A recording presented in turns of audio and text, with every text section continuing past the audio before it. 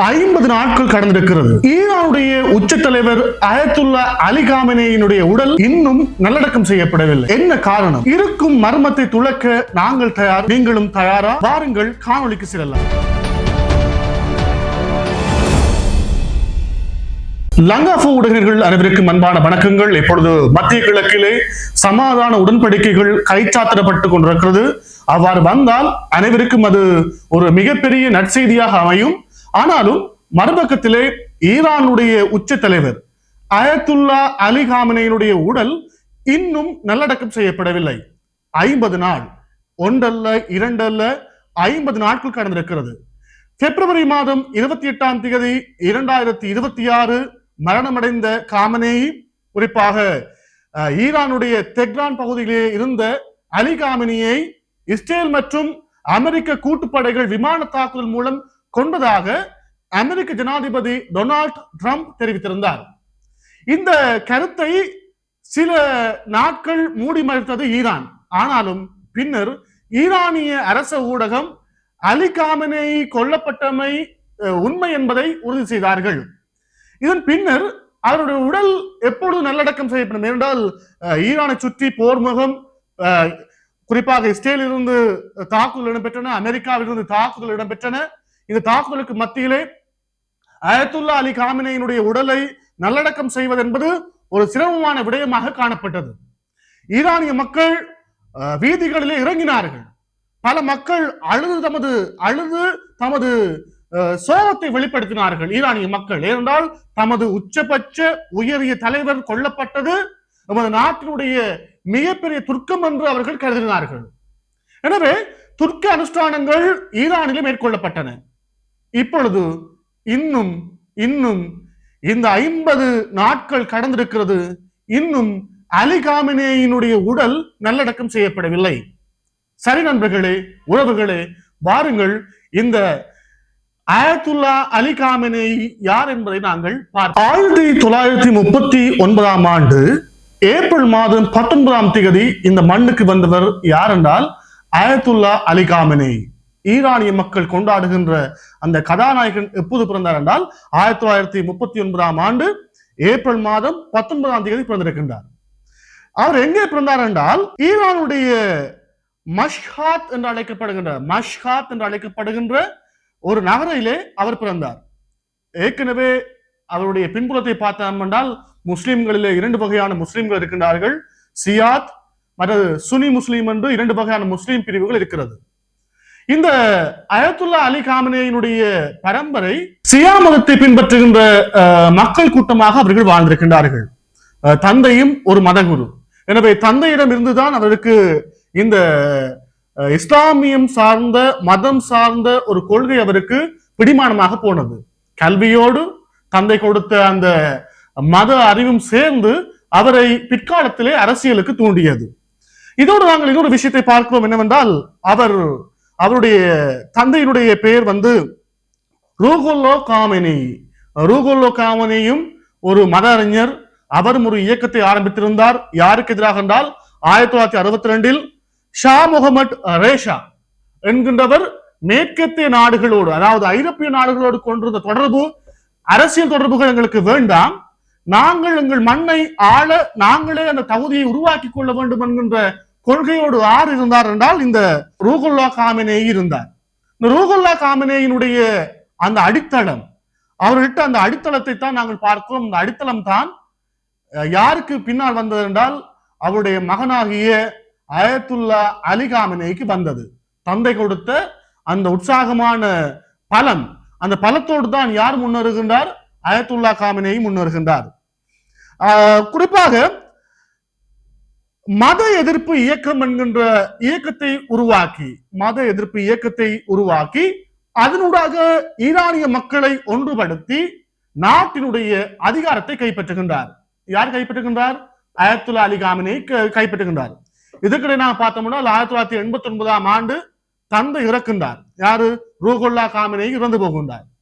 Ruhollah காமெனேயி இறந்த பிற்பாடு ஈரானிய நாடு பல லட்சம் மக்கள் அந்த சன நெரிசலிலே பலர் இறந்து போனார்கள். அவருடைய இறுதி சடங்குக்கு வந்த மக்கள் பலர் இறந்து போனார்கள். அப்பொழுது அதற்கு பின்னர் அவர் எத்தனாம் ஆண்டு அவருடைய இறப்பு நிகழ்ந்தது நாங்கள் பார்த்தோம் என்றால் 1989 ஜூன் மாதம் 3ஆம் திகதி இறந்து போகின்றார். 4ஆம் திகதி அனைவரும் சேர்ந்து யாரை கொண்டு வருகிறார்கள் என்றால் அயத்துல்லா அலி காமினியை தலைவராக கொண்டு வருகிறார்கள். அவருடைய ஆட்சி காலம் நாங்கள் பார்த்தோம் 1989 தொடக்கம் 1989 வரை ஈரானுடைய அதிபராக, ஈரானுடைய ஜனாதிபதியாக யார் இருந்தார் என்றால் இந்த அயத்துல்லா அலி காமினி காணப்பட்டிருக்கின்றார். எத்தனாம் ஆண்டு? 1981 தொடக்கம் 1989 வரை அவருடைய ஜனாதிபதி பதவி ஈரானில் காணப்பட்டிருக்கிறது. தந்தையின் மரணம் நிகழ்ந்தது 1989 ஜூன் மாதம் 3ஆம் திகதி.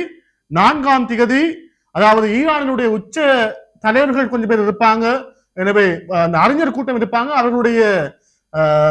அவர்களுடைய செலக்ஷன், யாரை தெரிவு செய்வது, அந்த தெரிவு யார் இருந்தது என்றால் ஆயத்துல்லா அலி காமினி இருந்தார்.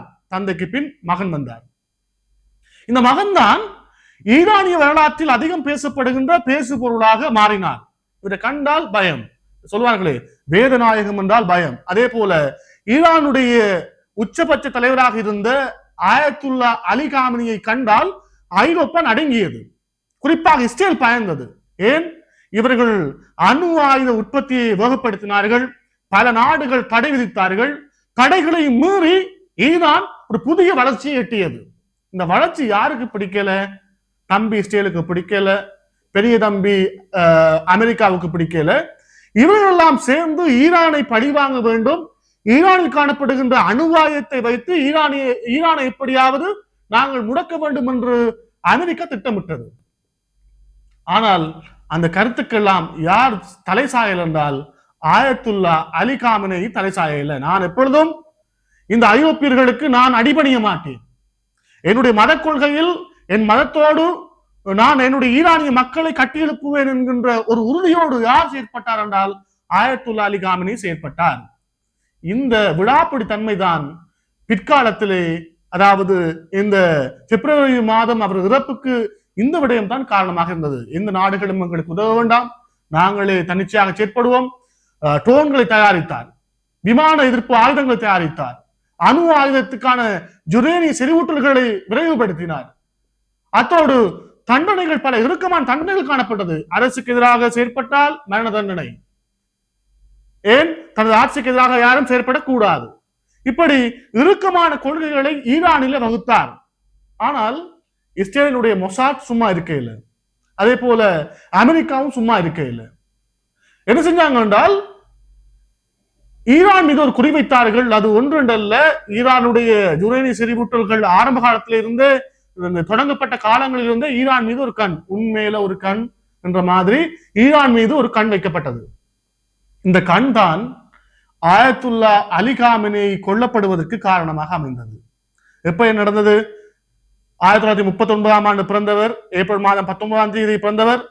2026 பிப்ரவரி மாதம் 28ஆம் தேதி அவர் ஈரானியுடைய உச்சபட்ச தலைவர், இராணுவம், நிர்வாகம், அதே போல நீதி வெளியுறவு கொள்கை எல்லாத்துக்கும் பொறுப்பானவர், உச்சபட்ச தலைவர் கொல்லப்பட்டார் என்ற விஷயத்தை ஈரானிய ஊடகங்களும் ஈரானிய ஜனாதிபதியும் இந்த அறிவித்தல்களை வழங்கினார்கள். அதற்கு முதலே டொனால்ட் ட்ரம்ப் சொல்லிட்டார், ஈரான் உச்சபட்ச தலைவரை நாங்கள் போட்டு தள்ளிட்டோம் என்று. இது இப்படி இருக்க அதன் பின்னர் பல விமான தாக்குதல்கள் இடம்பெற்றன, பல மக்கள் கொல்லப்பட்டார்கள். இந்த ஆயத்துல்லா அலி காமினி கொல்லப்பட்டதன் பின்னர் அவர்களுடைய மரணச்சடங்கு இடம்பெறவில்லை. அதற்கு பிறகு ஆயத்துல்லா அலி காமினியினுடைய மகனாக இருக்கின்ற முஸ்தபா காமினி ஈரானுடைய உச்சபட்ச தலைவராக அறிவிக்கப்பட்டார். இவர் பொதுவெளியில தெரியவே இல்லை. ஏன்? அப்பா கொண்டுட்டாங்க, அப்பாவுடைய இலக்கு நிர்ணயிக்கப்பட்டு ஒழுங்காக கண்காணிக்கப்பட்டு அப்பாவை கொலை செய்தார்கள். அதுபோல தன்னையும் கொலை செய்வார்கள். பொது வழியில் தெரிந்தால் தன்னையும் இந்த விமான குண்டு வீச்சுகள் மூலமாகவோ அல்லாவிட்டால் எந்த அச்சுறுத்தல்கள் ஊடாகவோ என்னை கொலை செய்ய முடியும். பல அச்சுறுத்தல்கள் இருந்தது அவருடைய உயிருக்கு. இதன் காரணமாக அவர் பொது வழியில் தென்படவில்லை. அத்தோடு துர்க்கம் அனுஷ்டிக்கப்பட்டது. ஆனால் மரணச்சடங்கு இடம்பெறவில்லை. 50 நாட்கள் கடந்து விட்டன, 50 நாட்கள் ஓடிவிட்டது. ஆனால் இன்னும் மரணச்சடங்கு செய்யப்படவில்லை. இப்பொழுது ஒரு புதிய விஷயம் வந்திருக்கிறது. என்னவென்றால் எங்களுக்கு கிடைக்கப்பட்ட தகவலின் அடிப்படையிலே மஷ்ஹாத் என்று சொல்லப்படுகின்ற அவருடைய சொந்த ஊர் ஆறு ஆயத்துல்லா அலி காமினியுடைய சொந்த ஊர் துர்க்மெனிஸ்தானுக்கு அண்மையில் இருக்கின்ற துர்க்மெனிஸ்தான் நாட்டினுடைய ஒரு எல்லைப்புறத்தில் இருக்கின்ற பகுதி, ஈரானுடைய ஒரு பகுதி. அந்த பகுதியிலே ஏனென்றால் இஸ்ரேலுக்கு கொஞ்சம் தூரம் இருக்கிற பகுதி. இஸ்ரேல் இலக்கு வைப்பது வைக்க முடியும், ஆனாலும் கொஞ்சம் அந்த இடங்களுக்கு சென்று வருவது கொஞ்சம் கடினம். எனவே மஷ்ஹாத்தில் இருக்கின்ற அவருடைய சொந்த ஊரிலே அவருடைய உடல் நல்லடக்கம் செய்யப்படும் என்ற விஷயத்தை ஈரானிய அரசு அறிவித்திருந்தது. அது எப்படி நடக்கும் என்பது தெரியாது. சிலவர்கள் சொல்றாங்க என்றால் அந்த முஸ்லிம்களுடைய மத கொள்கையில் இருக்கிறது, ஒரு முஸ்லிம் மதத்தை சார்ந்தவர் இறந்தால் அவருடைய உடலை உடனடியாக நல்லடக்கம் செய்ய வேண்டும். சில காரணங்களின் அடிப்படையிலே அது தவிர்க்கப்படலாம், ஆனால் உடனடியாக அவருடைய உடல் நல்லடக்கம் செய்யப்பட வேண்டும் என்பது அவருடைய கொள்கையிலே இருக்கிற விஷயம். ஆனால் 50 நாட்கள் கடந்து இந்த உடல் நல்லடக்கம் செய்யப்படவில்லை என்றால் ஈரானுடைய உச்ச தலைவர், இப்பொழுது இருக்கின்ற உச்ச தலைவர் யாரு? முஸ்தபா காமினி. முஸ்தபா காமினியும் கொல்லப்படலாம், இந்த மரணச்சடங்குக்கு வருகின்ற முக்கிய தலைவர்கள் கொல்லப்படலாம் என்கின்ற அச்சுறுத்தலின் அடிப்படையிலே அவருடைய இறுதிச் சடங்கு இன்னும் குறிப்பிடப்படவில்லை, திகதி குறிப்பிடப்படாமல் இருக்கிறது. பார்ப்போம் இன்னும் என்னென்ன நடக்க போகிறது, என்னென்ன விஷயங்கள் நிகழ்ந்து கொண்டிருக்கிறது என்ற விஷயங்களை நாங்கள் தொடர்ச்சியாக உங்களுக்கு நாங்கள் வழங்க காத்திருக்கிறோம். ஒன்றல்ல ரெண்டல்ல 37 வருடங்கள் ஈரானை கட்டியாண்ட ஒரு மகாராஜா, ஈரானுடைய அனைத்து வழிகளிலும் ஈரான் முன்வருவதற்கு வகுத்தவர் தான் யார் என்றால் இந்த ஆயத்துல்லா அலி காமினி.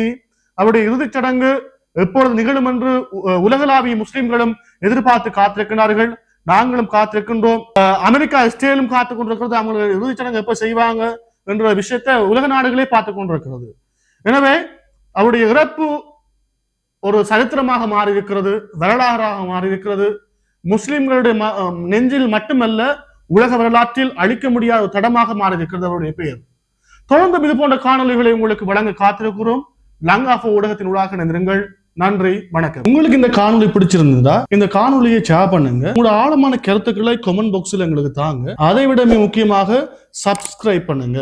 கட்டாயமா சப்ஸ்கிரைப் பண்ணாதான் நீங்க எங்களுடைய வீடியோக்களை தொடர்ச்சியாக பார்க்கக்கூடிய மாதிரி இருக்கும். உறவுகளே, பல காணொலிகளை உங்களுக்கு இன்னும் நாங்கள் வழங்க காத்திருக்கிறோம், மிஸ் பண்ணிடாதீங்க.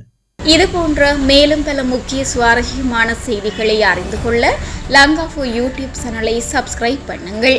எமது செய்திகள் உடனடியாக கிடைக்க பெல் பட்டனை அழுத்துங்கள். அத்தோடு எமது செய்திகளை மற்றவர்களும் பார்வையிட ஷேர் செய்யுங்கள். நன்றி.